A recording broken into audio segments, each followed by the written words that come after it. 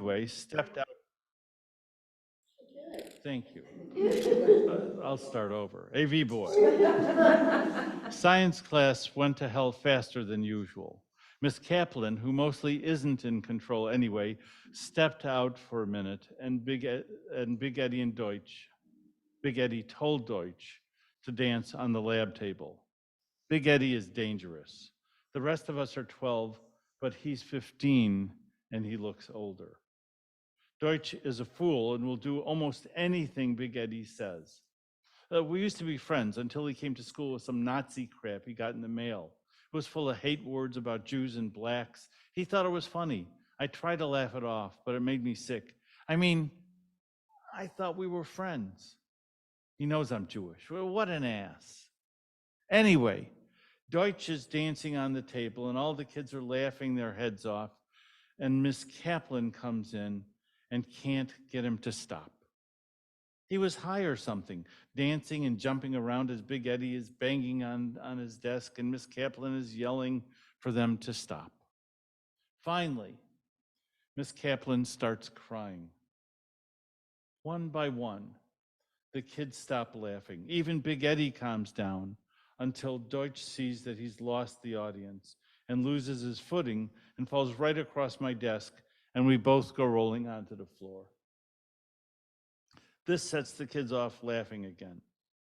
Deutsch gets up and sits down, and I try to get to my feet, but I'm dizzy and I stagger a little, and Miss Kaplan decides that I'm screwing around and grabs my ear and pulls me out of the class.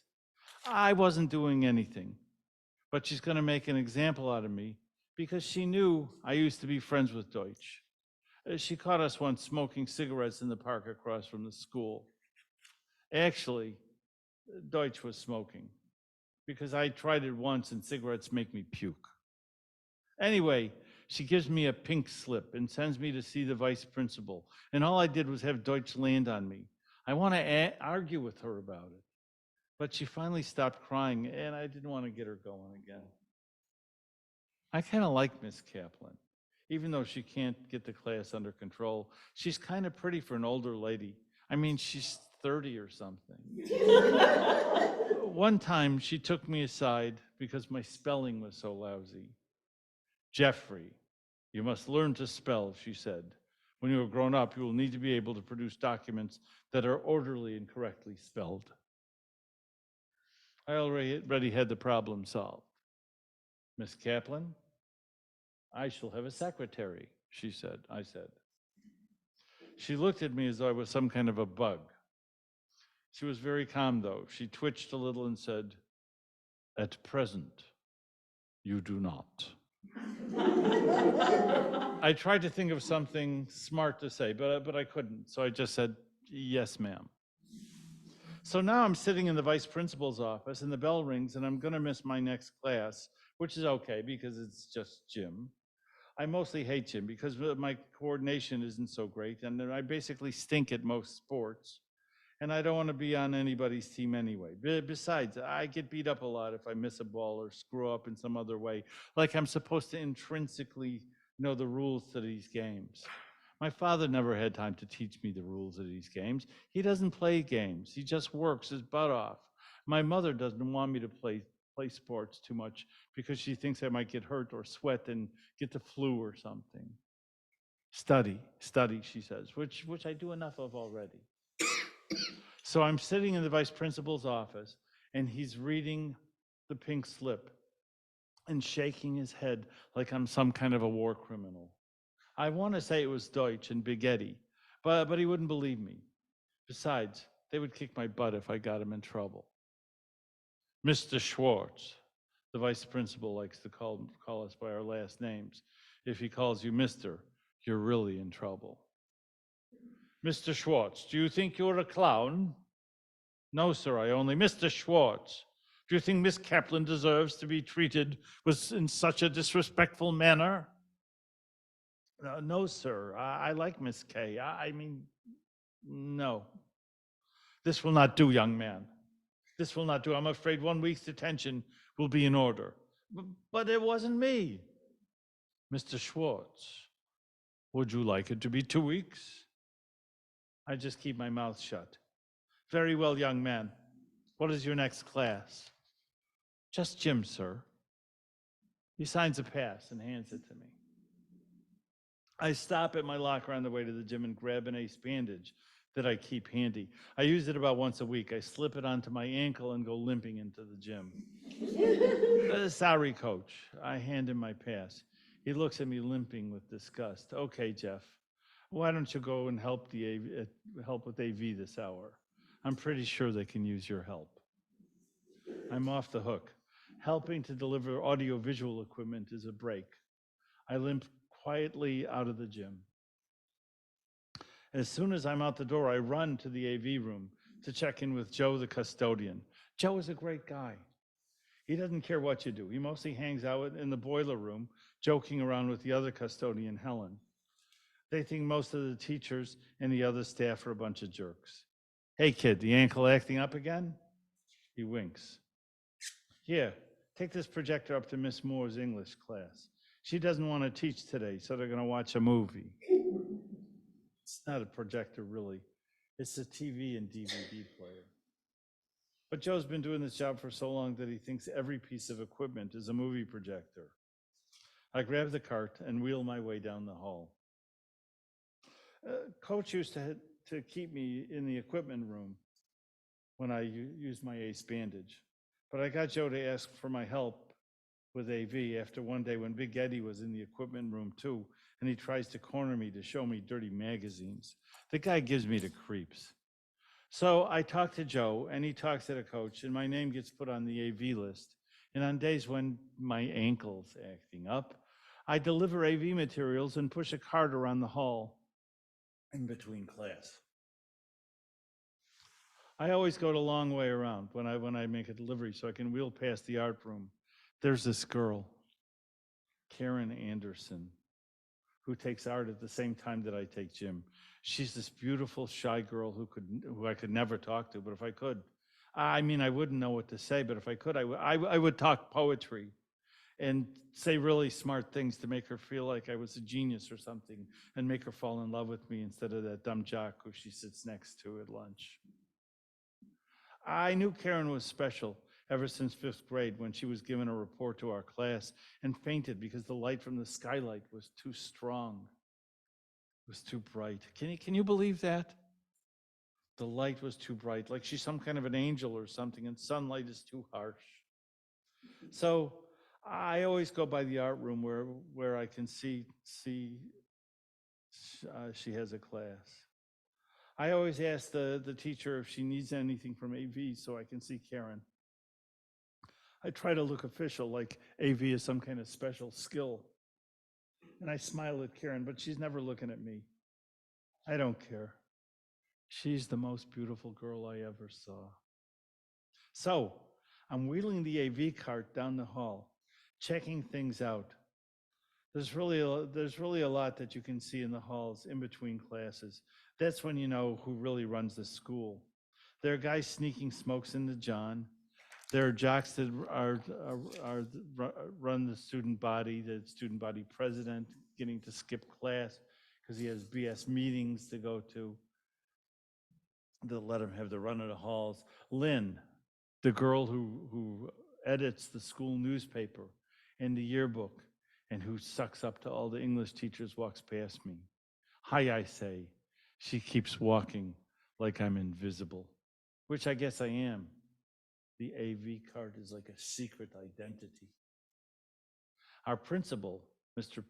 Peterman, who the teachers call the ghost who walks because he slides quietly down the hall and just appears places, is often hovering about checking out some teacher.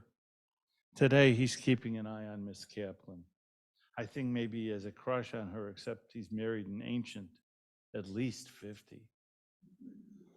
I turn the corner, heading toward the art room, and I see Karen Anderson in the hall. She's standing with her back to a locker. She has a note in her hand. She's probably going to see the school nurse or something, but she's standing and looking really uncomfortable because Big Eddie and Deutsch are hassling her. Come on, baby, I hear Big Eddie say. We're going to ditch school the rest of the day. We'll show you a good time. Yeah, smirks Deutsch. Let us show you what a couple of real men can do. Karen is trying to be nice. She's smiling uncomfortably. She tries to step away, but Big Eddie and Deutsch won't let her. This is making me crazy. I want to clobber these guys. I want to kill them, except I know they can kick my ass. Then I get this brilliant idea. I put one foot on the AV cart and I push hard with the other one. Look out, it's out of control, I scream, careening into Big Eddie and Deutsch. I push the TV onto Big Eddie's foot. We all go crashing onto the floor in a storm of breaking electronics and clattering metal. Karen makes a run for it. It worked. So that's why I have detention for the rest of the year. Also, I have to walk home a different way each day because Big Eddie and Deutsch want to kill me because they have to help pay for the TV and the DVD player. And I'm trying to live to be 13. But anyway, it was worth it to rescue Karen. And I actually hurt my ankle, so I don't have to go to gym for the whole rest of the year. So with the extra study time, because I got kicked off AV and detention every day, I have lots of time to write stuff down and think about Karen and how much she's going to love me someday, if I can ever get her to notice that I'm alive. And that's AV Boys.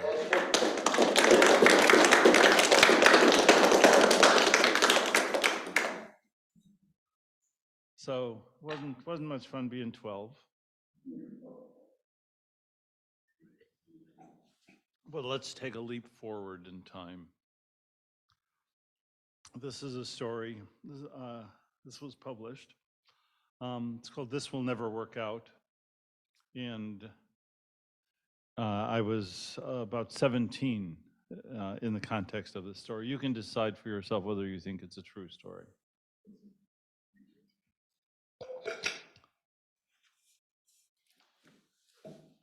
This will never work out, I told her. Not with names like ours. Her name was Lila Lipschitz. My last name is Fuks. Yes, she said, I was hoping to meet a fellow whose name I could take when I married him. I don't think it would be yours. It would make a great hyphenate, though, I quipped. Lipschitz Fuks. Our kids would have to get tough or die, or move to Israel. She was laughing. For a first date, things were going rather well.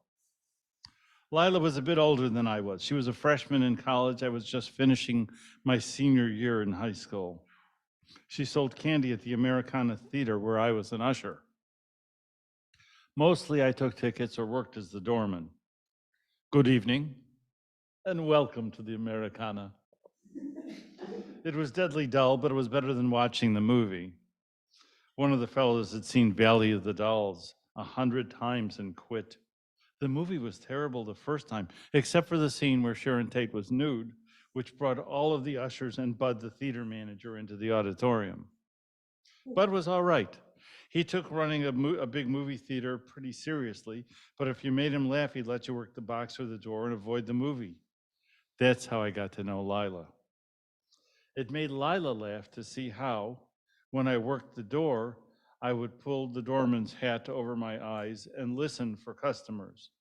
I was mostly trying to kill time and to keep the manager laughing, but Lila laughing turned out to be the best result of my goofing around. Finally, I convinced her to go out with me. Lila was a beauty and smart. Her dark hair and eyes sparkled as she stood behind the candy counter doling out milk duds to the crowd. She attracted the attention of all the fellows, but even Bud had been unable to get a date. He preferred college boys. She preferred college boys. Well, maybe Bud did too. She agreed to go out with me as just friends, just for a laugh, she said. I did make her laugh. Once in the parking lot of the theater, I tried to kiss her. She burst out laughing and I ended up kissing her teeth. This was less than romantic, but I was aroused by the memory of the close encounter for a month. I could make her laugh also by imitating my parents' Eastern European accent. One time, as I was dropping her off at home after work, I put my arm around her and attempted to look as sexy as possible. Say it again, she begged. I couldn't resist having an audience who appreciated my work. You look just like a chicken, I said. She roared, said goodnight, and escaped my romantic intentions once again. My persistence had finally paid off. Lila agreed to join me for what I hoped would be an evening of romance. I had it mapped out. A walk in the park, poetry by candlelight, a bit to eat, dazzling conversation. By the evening's end, she would be mine.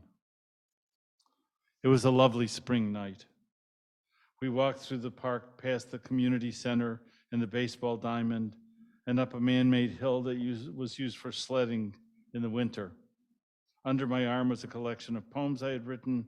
In my jacket pocket was a pack of matches and a candle I had gotten from Our Lady of Fatima from when I went to Mass with Calarini. The service was okay. I liked the part where people shook hands and said, God bless you. I thought that was really sweet. But the priest actually got some holy water into my eyes when he was splashing it around towards the congregation. And I wondered if he was aiming at me because I was Jewish. But Calarini said, no way, because Pope John the 23rd made everything cool since Vatican II. Anyway, I got the candle, and I thought it would come in handy for my date with Lila.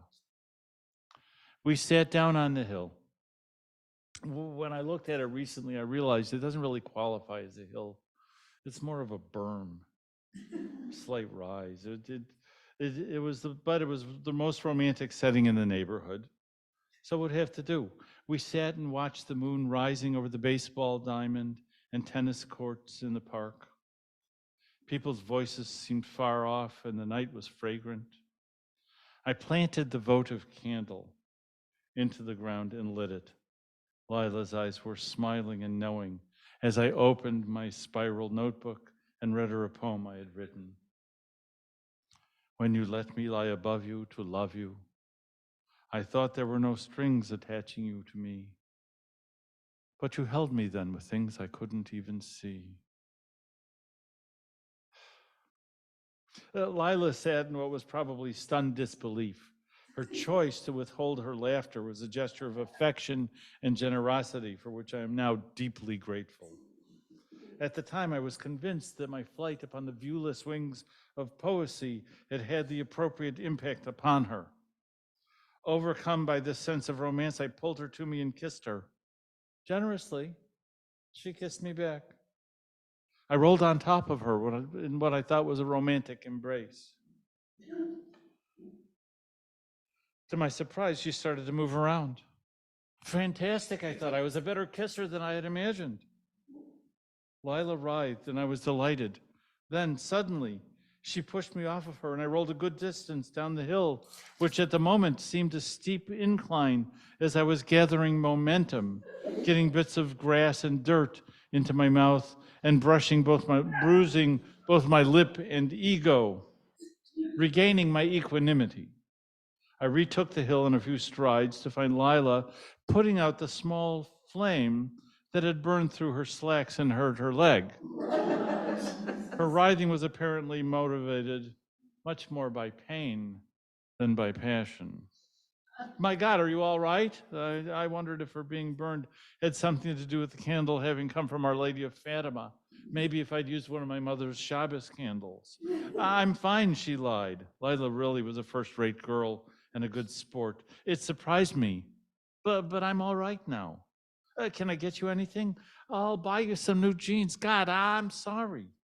No, it's okay, really. Look, let's go get a cup of coffee or something. Lila was showing concern for me. She noticed that my lip was bleeding a little from my roll down the hill and that I was genuinely shaken up by her pants catching on fire as I kissed her. We went to the O Solo Mio Pizzeria, where my friend Jeff worked. He promised me a free pizza and some Cokes because I'd gotten him passes to take a date to see the Valley of the Dolls. We sat down in a booth, And Lila excused herself for a moment to go to the ladies' room, probably to inspect the scar that the burn had left. Jeff came out to talk to me. He saw my cut lip. I must have looked a little pale to him. Man, you look beat.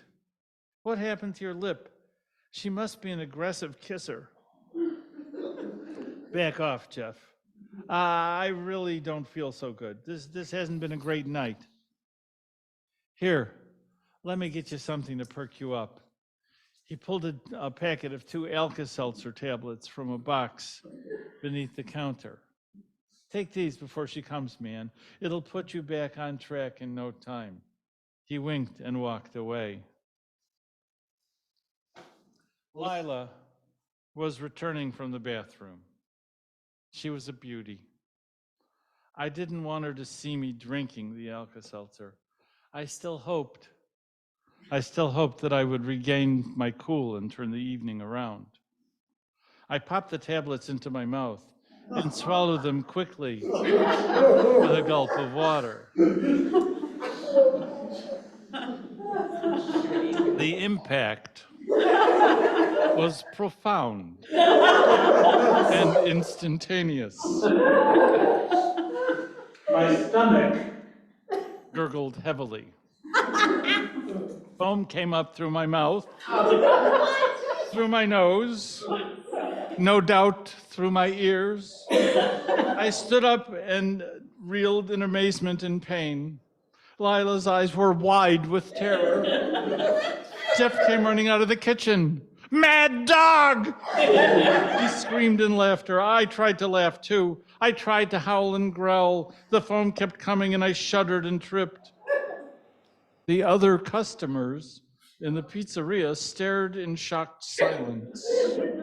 When I tripped and fell, someone screamed, "He's having a seizure! Call an ambulance!"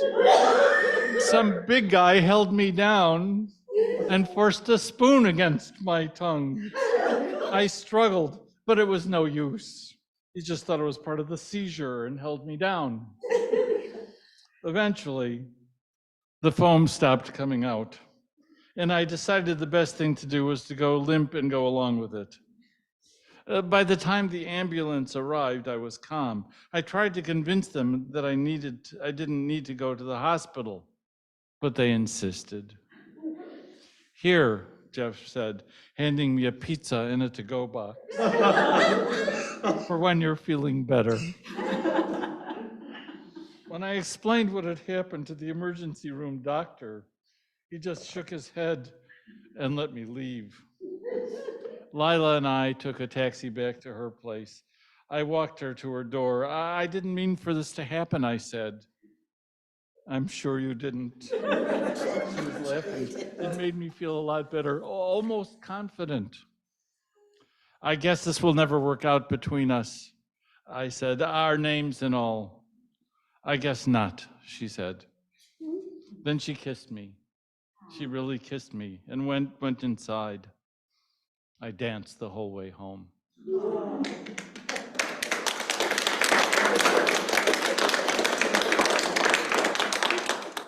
So we talked earlier about the capacity that we Jews have had for millennia to complain about food, among other things. And it was a privilege of mine to have worked in the elder care community for quite some time. And I went at least once a month to a food committee meeting, and it inspired me. Again, this is an opportunity for us to laugh at ourselves and our own personal characters. And this piece is called Food Committee. "So I cut open a potato. Who ever heard of a yellow potato?" Mrs. Stein is earnest and angry. "With what I pay for this assisted living, you should be able to come up with a potato that's white inside. What the heck is with a yellow potato?" Betty, the dietitian, tries to answer calmly. "Some potatoes have a higher sugar content. It makes them look a little yellow, but they're fine." "Fine for you, maybe," Mrs. Schwartz joins in with although she doesn't like to eat potatoes. Are you serving a sweet potato or a russet? A sweet potato has color. A russet should be white. White, fair, Mr. Goldman screams. Last night my potato was black. Tell me, what are you buying grade B garbage for? You spend money and nobody can eat it. We buy grade A food products. Sometimes you get a bad potato in the bag. You should just send it back if it's not good. The dietitian is trying to remain calm. She feels confused and alone. Goldman will not be placated. Send it back. For what? So you can give me a yellow potato? The comments start coming out faster. How hard is it to bake a potato? You can't make an au gratin? No, she can only make a rotten. And what's with the foil? You can't take off the foil? Betty, the dietitian, attempts to explain. Her mouth twitches uncontrollably. The aluminum jacket keeps the potato warmer. A jacket, Goldman is starting to enjoy himself. A jacket has a lining. Don't be so fancy. It's foil. You should take it off before you serve. The old man laughs and falls into a coughing fit. Actually, I like a jacket, Mrs. Schwartz interjects. All right, Goldman wheezes. You'll give her a jacket, mine you'll take off. Also, another thing, can't we have a salami sandwich once in a while? Mrs. Schwartz objects.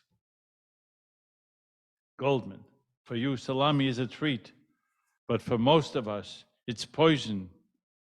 Goldman is unimpressed.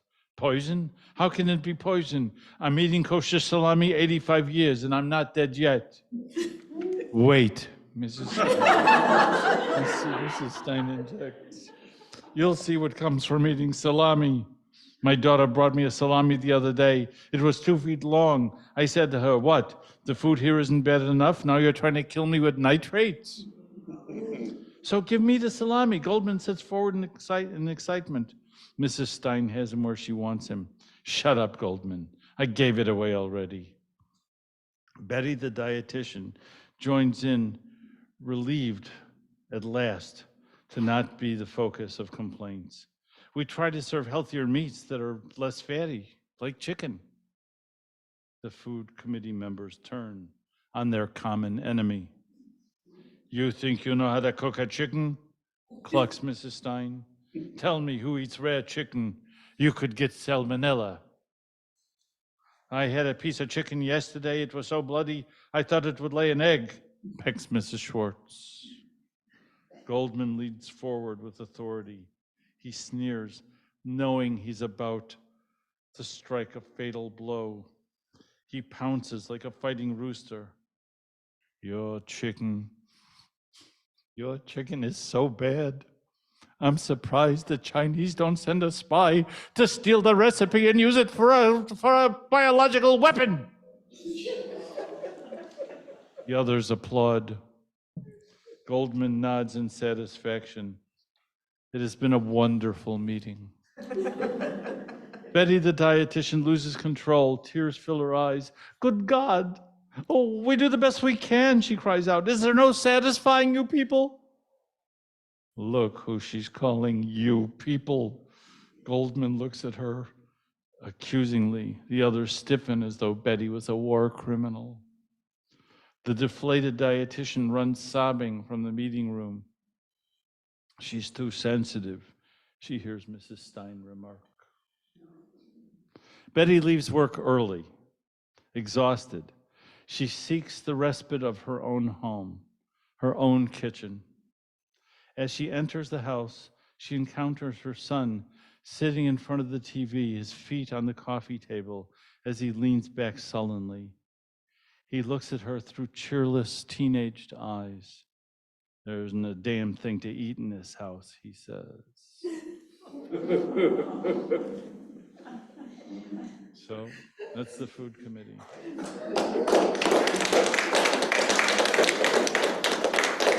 I read that to members of the food committee once. They didn't like it. So this next piece was published also. There's a little bit of history behind it. First of all, one of the things I'm very engaged in is Holocaust education. It's a big piece of what I do as a volunteer. And given that my folks were Holocaust survivors, it's important to me. And one of the things I'm aware of, because my parents were Polish Jews, is 9 out of 10 Polish Jews did not survive. The Nazis were very efficient at killing Polish Jews. There were 3.3 million Polish Jews before World War II, and 300,000 survived. So it's kind of a startling thing. But a big piece of what was there was part of an active civilization. Jewish theater, Jewish music, Jewish poetry and novels and stories and, an astounding amount of life that was going on. And so I wanted to write something that was reflective of that culture that that the Nazis tried to wipe out and were not successful with. And this occurred to me as a story because towards the end of my mom's life, she lived at the Roschnitzer Manor, and where I was the CEO, she loved introducing me to people as her son, the CEO, which wasn't a doctor, but at least it was something. And but anyway, she had difficulty reading towards the end. Her capacity to retain information and her comfort with reading, particularly in English, was fading. And she would speak to me in Yiddish, and I took 3 years of German in high school, so I would respond to her in German because that's what I really knew how to speak well. And Yiddish, of course, is mostly 17th century German. But anyway, I bought her a book, and it was a book of pictures from the Jewish Forward newspaper, which was published in New York City. I think it still is published. And it was really the Jewish newspaper record for the United States, but also the world. There's tons of really interesting pictures. And when she passed away, I took the book home, and I was leafing through it one day, and I came across a picture. And it was a picture of an Orthodox Jewish man holding a fish in his hand. And the caption said, it was rumored that the fish was carrying the spirit of a Jewish boy who died when drowning, and it was heard to have been speaking in Yiddish. And I went, there's got to be a story here. And this is that story. It's called The Voice of Cod. Papa had placed the live fish into the bathtub filled with cool water. It was his custom to keep the fish alive until Mama had time to kill, clean, and grind it for Friday night's gefilte fish. I make it sweet, like from the old country, said Mama. Each of the children was drawn to the bathroom to look at the fish. Motek, the oldest, glanced in disdain, thinking he would need a shower at the yeshiva. The other 2 children would come to observe the fish suspended quietly and dumbly in its temporary home. The 2 older boys had each found this practice of their parents quite novel, but the sight had become more common as most of Mama's preparations for Shabbos were. Still, little Reina, the youngest, found a live fish in the bathtub captivating. Reina observed the fish for some time. Her mouth opened and closed, much like the fish's. She placed her little hands on either side of her neck and moved them back and forth like gills. She observed the stillness of the fish in its small habitat. She reached out into the water to touch the fish's slimy, scaly skin. The animal stirred and splashed its tail, causing the little girl to scream and rise to flee from the bathroom. She stepped through the bathroom door, and as she did, she heard the fish speak. Baruch Hashem, the fish said, blessed is God. Hamelech, Reina responded automatically, the king. The little girl slowly re-entered the bathroom. She looked at the fish with amazement. You can talk? She asked the fish. For all the good it will do me, I might as well be silent, complained the fish. Raina kneeled beside the tub. But it's wonderful, she cried. It's wonderful for you, perhaps. For me, it's a frustration. No one wants to talk with a fish. Your mama wants to grind me and make me sweet gefilte fish. No, it's not wonderful. My fate is as bitter as horseradish, the fish said. At least I'll be able to recite the Shema before I die. You're a Jewish fish? Where did you learn Hebrew? I wasn't always a fish, the voice from the bathtub replied. Once I was a yeshiva student from Toronto. I was a good little boy, but when my parents took me for a picnic at a lake, I fell into the water and drowned. You see, my father had not yet performed the mitzvah of teaching me to swim. My spirit went into this fish. Raina wept for the little boy who had become a fish. The fish was also compassionate. Don't cry, little one, he said. At least I will meet my end in a Jewish home, and I will be on the Sabbath table when the lights are lit and the Kiddush is recited. But we can't, the little girl cried. It would be like eating a relative. Raina leapt to her feet. Mama, she called out, running to the kitchen. We can't eat this fish. It knows Hebrew. As she left the bathroom, Raina's older brother Moshe peeked smiling from behind the shower curtain where he had been hiding. Moshe had first seen a ventriloquist on television at his friend Samuel's home. To watch TV was a great novelty to Moshe, since Papa wouldn't allow one into the house. Why should we distract ourselves with such things? He said, study, study, he implored. But Samuel's family was more modern. Moshe had watched the variety show with Samuel. It was magnificent. Singers, comedians, and musicians shared the stage. They were impressive. But when an old bald man stepped out with a wooden doll and sat down and made the doll speak, Moshe was captivated. He observed closely as the man smiled despite the dummy's abusive comments. How did this work? How could one throw a voice into an insensible thing? It seemed almost miraculous. Moshe secretly went to the public library and found books on ventriloquism, which he studied. He practiced as he walked to school and on the bus he rode to the market when running errands for Mama.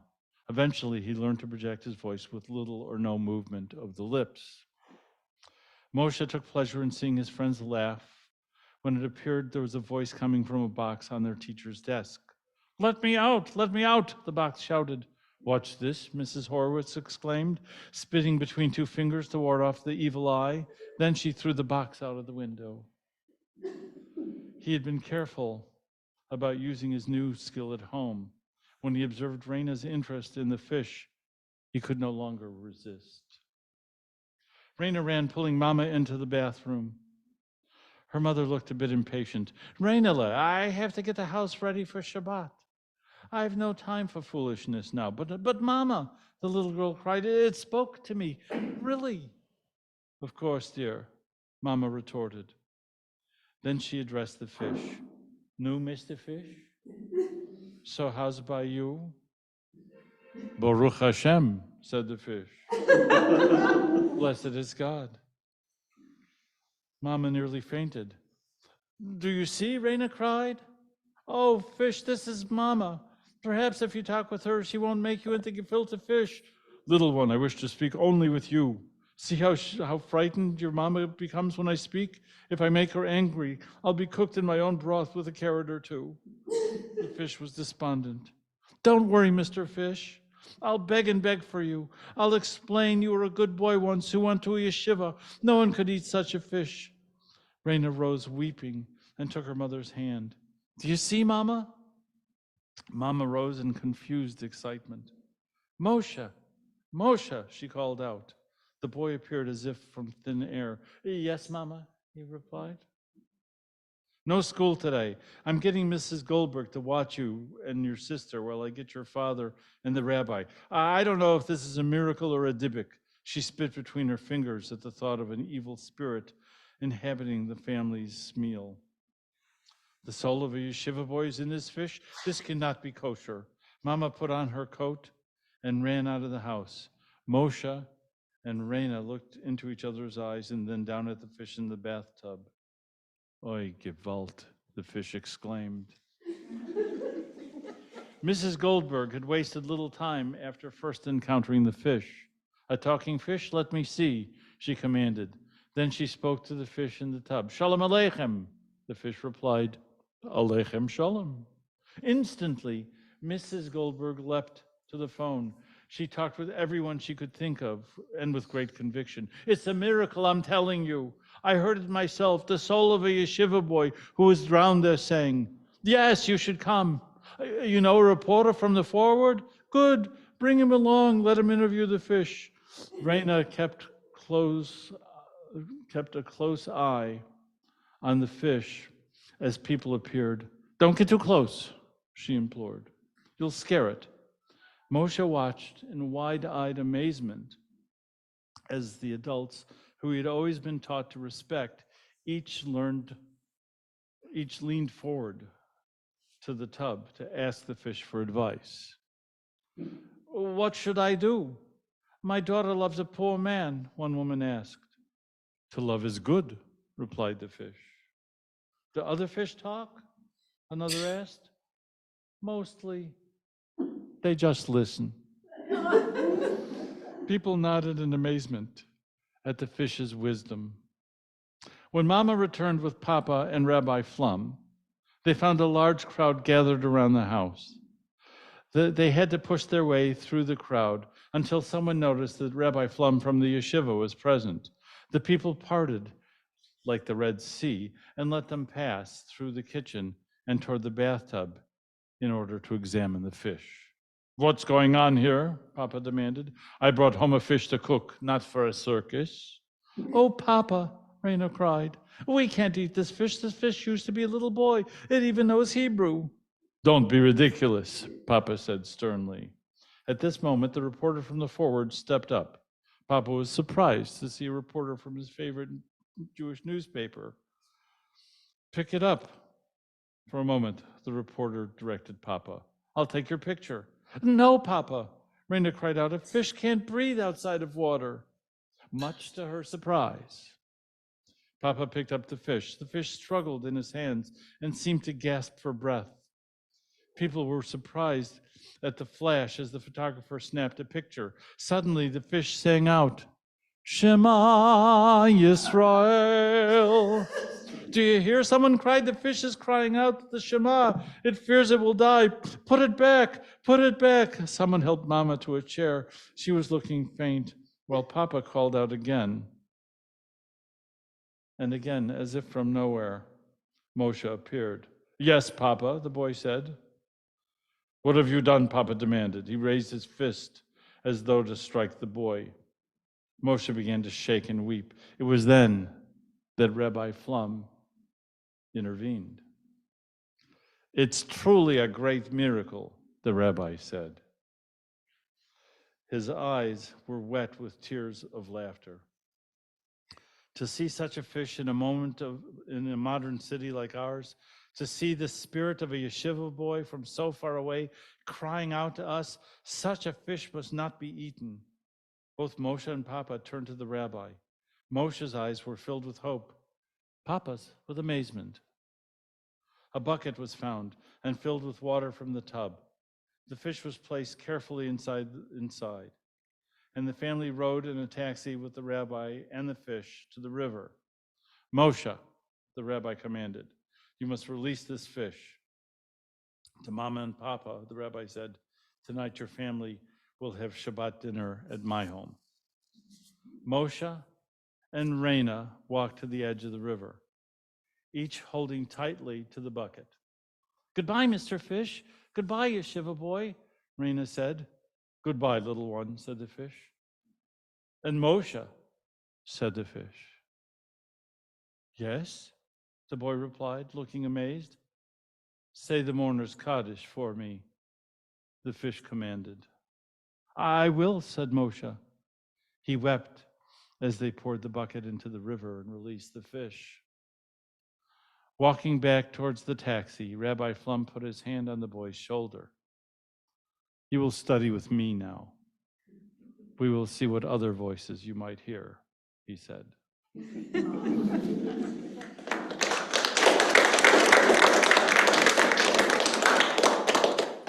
Got time for one more? Yeah. Okay. This is actually, no worries. Thanks for coming. This is actually a 10-minute one-act play, and I will read both roles. It's called The Interview. There are two characters.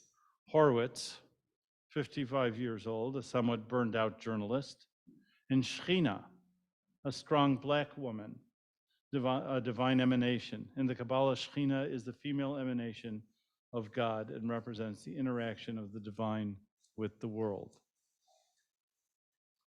If I was going to cast this, it's Queen Latifah is who I would cast for Shechina, just to give you a sense as to who the kind of character I would be after. The scene is set on a somewhat desolate rooftop.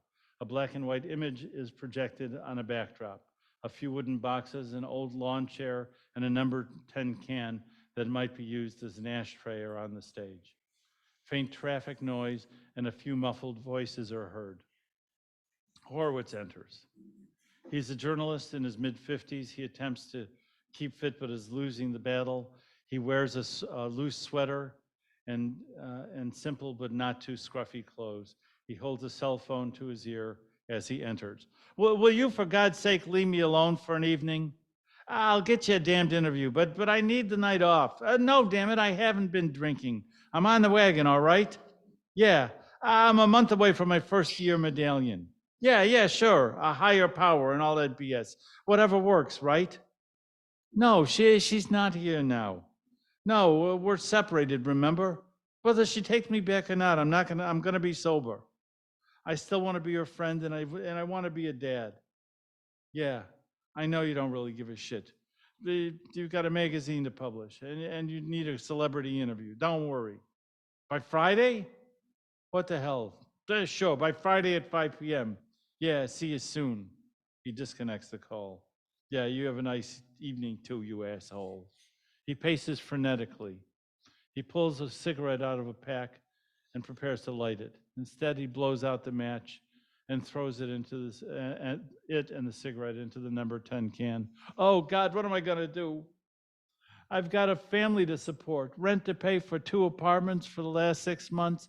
I haven't been late forever. My kid thinks I'm an idiot, and it's Wednesday, and I got no one to interview, and no one, and don't know what to do next. Maybe you should smite me with lightning or something. Shechina, appearing from a distant shadow, enters and sits in a lawn chair as though it's a throne. She's a beautiful and powerful black woman. Actually, I'm trying to give up smoting. I mean, a few thousand years ago, it seemed like a good idea, but Pharaoh and his minions, an occasional Babylonian orgy, Sodom, it sort of made sense then. But you humans are such big fools now.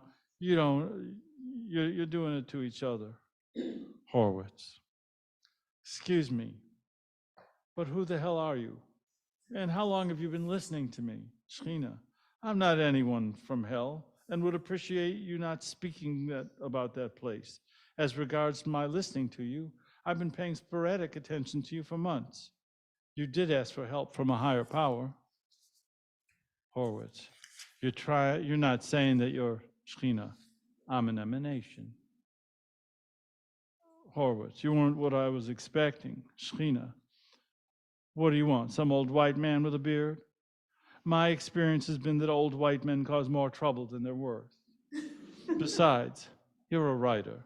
You should be more creative than that. In any case, I've watched you enough to know that you'd much rather worship a beautiful black woman. Horowitz, that may be the case, but I always thought that God was invisible. If you prefer. She snaps her fingers and the lights go out.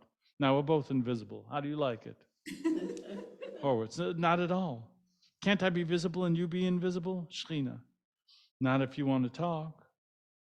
then we need to be in the same astral plane.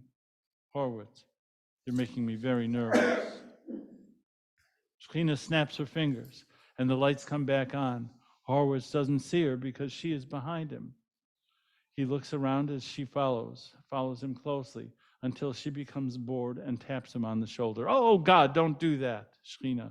First of all, I didn't make you nervous. You choose to be nervous. You could relax if you wanted to. Perhaps I should introduce you to Buddha. Horowitz, no, I think I like you better. But why would you waste your time on me? Don't you have constant creation and big miracles to attend to? Shekhinah, well, I'm on sabbatical. And I find you amusing. You know, I've always liked Jewish men. Horowitz, you mean like Moses and Jesus? Shekhinah, well, of course, they were all right. But I really like Groucho Marx, and Larry David cracks me up. I put you more in that category. Horowitz, but I'm a much more serious person. Shekhinah, I know you think so. I find you mildly amusing and occasionally hilarious. Horowitz, but why here, in this depressing place? I come here to be alone, to think. It's quieter here. Shekhinah, see, now we have something in common. I like to appear in lonely places during delicate moments of silence. Horowitz, that's beautiful. Can I quote you? He pulls a notebook and pen out. Shekhinah, it's not original. It's in the Bible. Kings, I think. Horowitz, you think? I thought you wrote the Bible. Shekhinah, you really do crack me up. Okay, I'm willing to go with divinely inspired. But humans were involved the whole time. Come on, you know, for instance, that King David wrote the 23rd Psalm. Horowitz, well, what about all those commandments? Shekhinah, leadership is a funny thing. I made a few suggestions and Moses got excited. There were times back then that I thought about quitting or starting. But I was lonely enough that I wanted human company. Horowitz, you were lonely? Shekhinah, it's one of the biggest challenges in monotheism. Horowitz, what about the Christian Trinity? Shekhinah, it's a beautiful idea, isn't it? Horowitz, idea? Shekhinah, you're right, you're Jewish, right? Do you actually believe that theology? Horowitz, I'm not sure what I believe. I do like the idea of forgiveness, but I guess that Yom Kippur takes care of that for me. Shekhinah, forgiveness, redemption, spiritual healing, these are great ideas. It's why I like keeping you humans around. Listen, from my perspective as a manifestation, I see the whole thing as metaphoric. Horowitz, how could anyone worship a metaphor? Shekhinah, you're an American, right? Horowitz, sure, proud to be. Don't be carried away, says Shekhinah. But look, freedom, liberty, fairness, decency, all these things that Americans have lived and sometimes died to defend their ideas, metaphors. So are holiness, divinity, and spirituality. So am I. Do you think it was really an outstretched divine arm that the Jewish people were taken out of, with which the Jewish people were taken out of Egypt? Are you sure it even happened that way? Horowitz, you're freaking me out. Shekhinah, excellent. So I guess I should go then. Horowitz, wait, please, I have questions. You said you'd give me an interview. Shekhinah, we can talk for a few more minutes. What's on your mind? Horowitz, how do you feel about prayer in school? Shekhinah, it happens all the time, mostly before math tests. Horowitz, I mean organized by the school. Shekhinah, I guess I'm more spiritual than religious. I like it when prayer comes from people's hearts spontaneously. Sometimes that happens in organized religion, and sometimes it happens when someone's alone and they're overjoyed and deeply saddened. You should listen to Aretha singing Amazing Grace. Horowitz, what about the miracles? Shekhinah, Smokey and the Miracles made some of the finest soul music out of Detroit. Horowitz, you know what I mean. Shekhinah, what? Sunrise and the sustained beauty of the universe are not enough for you? You know, You part the seas once, and nobody wants to see your other stuff. You want the same stuff over and over again? Go to a James Taylor concert. Listen, here's how miracles happen now. You look into someone else's eyes and try to communicate. If it happens, it's a miracle. Forward. What about the Holocaust? You couldn't have stopped it? Shina. Nor slavery, nor the Indian genocide, nor Cambodia, nor Rwanda. Humans are animals with free will. There are times when I look at you and the stupid, evil things you do, sometimes justifying it in my name, and I want to weep. Horowitz, I don't understand. Go figure. But at least there's music. It's the voice of the soul. Any advice? Love is better than hate. Hope is better than fear. Chocolate chip cookies and milk is better than men. Try treating people the way you want to be treated. But I've said that before. Listen, I've got to go. Can I give you a lift somewhere? I'm headed towards downtown. Or, sure, thanks. The scene backdrop changes to a busy downtown setting. Shadows of people are projected and the noise builds. Wow, any last words of advice? Shina, try not to get lost in the crowd. She exits. Horowitz, wait! Horowitz is stunned and overwhelmed by the crowd as the lights fade to black. End of play.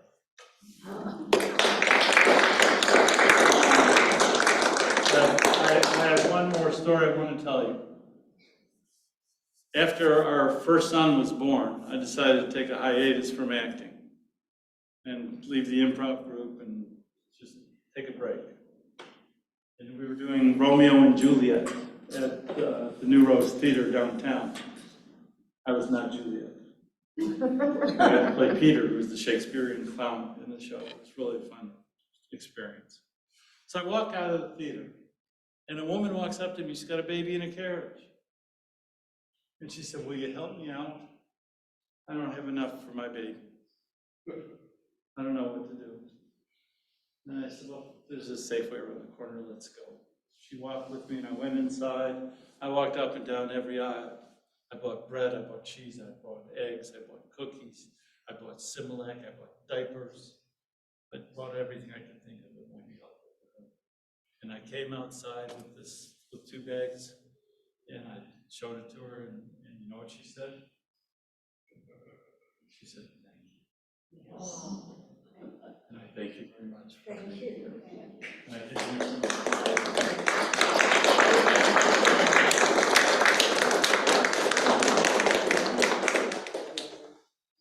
Do you still do stand-up? Do I still do stand-up? This is about as close as I get doing stand-up. I do readings, I'm writing plays, seeking to get them produced. And I am taking improv class, doing long-form improv, which is very interesting. Because when I worked in the comedy world, it was all short-form, quick, fast joke, move on, and so on. And long-form is really about telling a story, which I'm very interested in doing. So it's a different kind of thing. But I'm enjoying it a lot. Although there are times I feel like I have comedic Tourette's. You know, it's like we're supposed to be serious, but I can't stop cracking stupid jokes. Sure. My wife was in the back of the room nodding. Anyone else have a question? All right, thanks for being here. Thank you.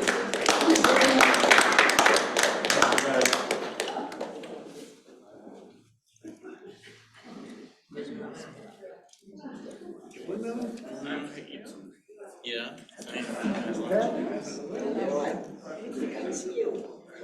Are you coming tomorrow night to have lunch together? Yeah.